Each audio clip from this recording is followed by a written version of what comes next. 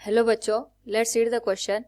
A brick of mass 2 kg just begins to slide down on inclined plane at an angle of 45 degree with horizontal. The force of friction will be, here we have given 4 options.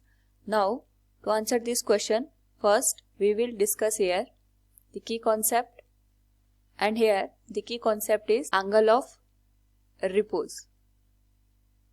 तो यहाँ पे हमारे पास एक 2 kg का mass given है which is kept on an inclined plane.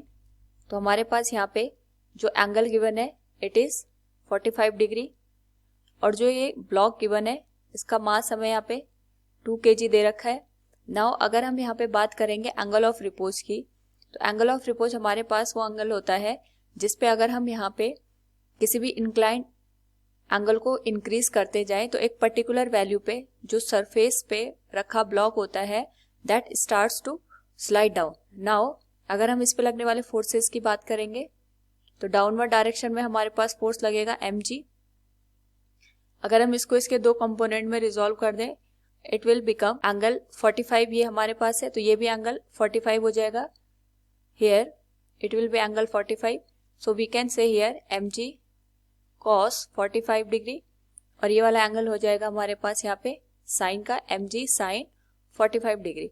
तो हमारे पास जो ब्लॉक है it just begins to slide down, तो इसकी वजह से हमारे पास यहाँ पे अपवर्ड डायरेक्शन में एक फ्रिक्शनल फोर्स काम करेगा. So we can say here जो हमारे पास यहाँ पे फ्रिक्शनल फोर्स की वैल्यू होगी it will be equal to mg sin 45 degree, और we can write it small f equals mass हमें 2 दे रखा है, g की वैल्यू हम यहाँ पे 9.8 लिख सकते हैं, and it will be sine 45 क्योंकि आंसर हमें साइन और कॉस के टर्म में ही गिवन है. So we will not put the value of sine, so it will be 19.6 sin 45 degree. It will be our final answer. So from the given question we can say the force of friction will be 19.6 sin 45.